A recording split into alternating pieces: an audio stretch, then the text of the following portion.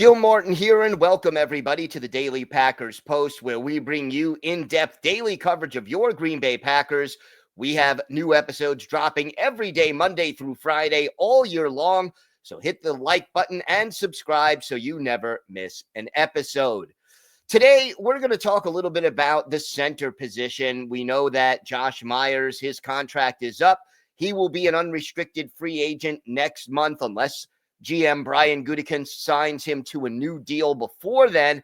So the question becomes, who is most likely to take over as the Packers starting center in 2025? And I'm going to go through 5 candidates, all of whom are on the roster right now. Obviously, Gutekunst could sign a free agent. He could trade for an established starting center, or he could select one in the draft. It's something that the Packers do every year, especially on day 3 of the draft, adding potential depth players who go on to start. I mean, if you look back at the day 3 picks who became long-term starters in Green Bay, Corey Linsley, Zach Tom, Rasheed Walker, John Runyon Jr., David Bakhtiari, TJ Lang, and I'm just scratching the surface. So clearly, adding a new player in the draft is a possibility. These candidates, by the way, again, they're all on the roster right now, and they are in no particular order. But starting out at number 5 is to re-sign Josh Myers. And while Pro Football Focus does not particularly view Myers as a really good player, the Packers coaching staff and the Packers players do seem to like and respect him. Gutekunst said, hey, he had his best season this past year after the team's playoff loss to the Eagles. Obviously, Jordan Love seems to be very happy working with Myers as his center.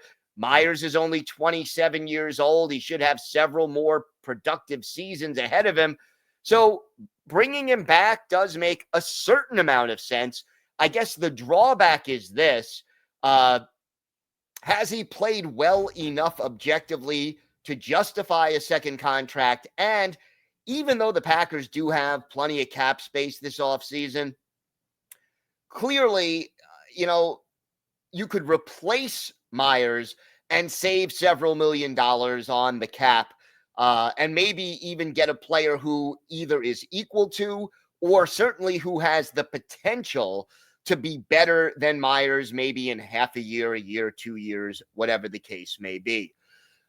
The 4th candidate to replace or to be the Packers starting center next year is Jacob Monk. Now, Monk was a 5th-round pick of the Packers in 2024, played 10 games this past season, but did not take any snaps on offense. He played 43 plays all season long, and all of them came on special teams. So the question is this: how ready is Monk to step in and start?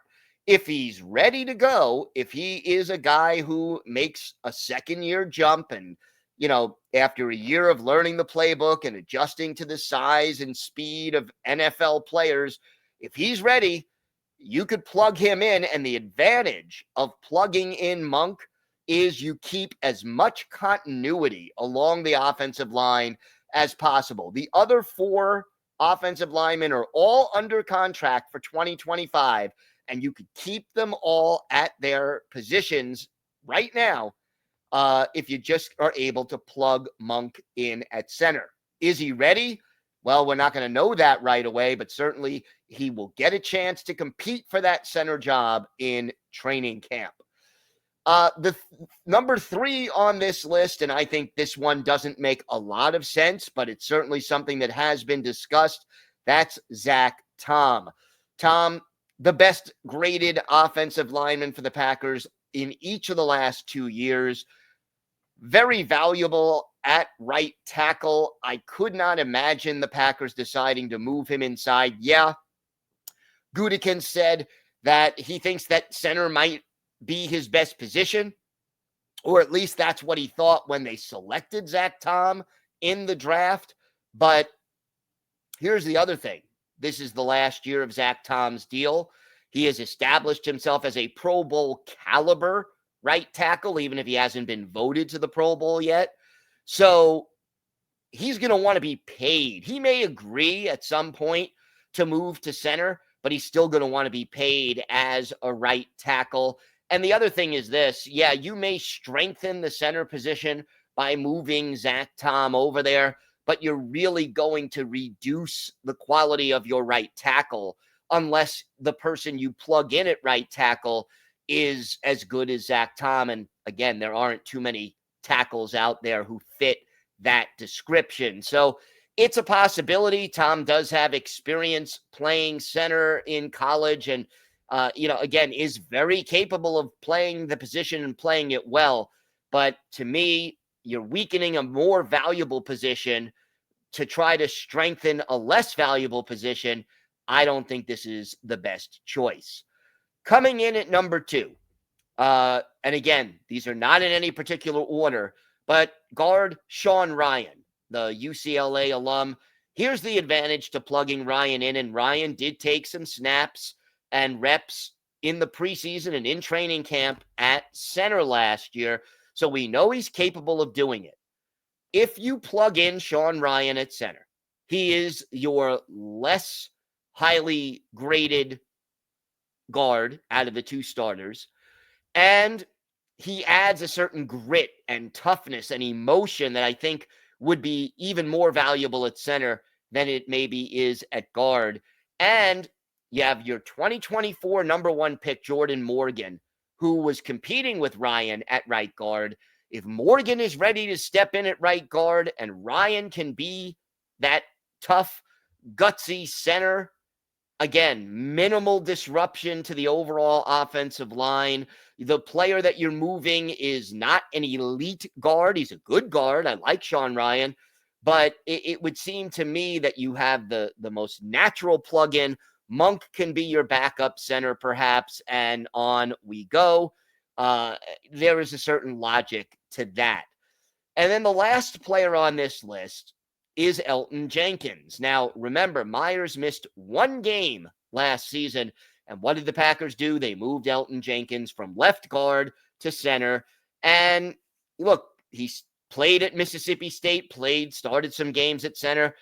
Jenkins, maybe the most versatile player on the offensive line, can play all 5 positions, has taken snaps at all 5 positions along the line at one point or another during his Packers career. But the drawback is this. Again, I think Jenkins is your best guard, and he did struggle in that 1 game that he played center. Maybe it was rust. He probably did not, make a lot of snaps, especially out of the shotgun in recent years. But I think it's a little tougher to move your better guard to center. It's a possibility, but I don't think it's the most likely. So what do you think? Who do you think the Packers starting center should be in 2025? Do you re-sign? Do you go back and try to re-sign Myers? Do you move one of the current linemen? Do you promote Monk? Or do you look outside the organization? All of these are possibilities. Let me know what you think. Don't forget, we are here every day, Monday through Friday. Thanks for watching today's episode of the Daily Packers Post. Hit subscribe, hit like, and check out our website at thepackerspost.com. I'm Gil Martin. Have a great day, everybody. And of course, go Pack Go.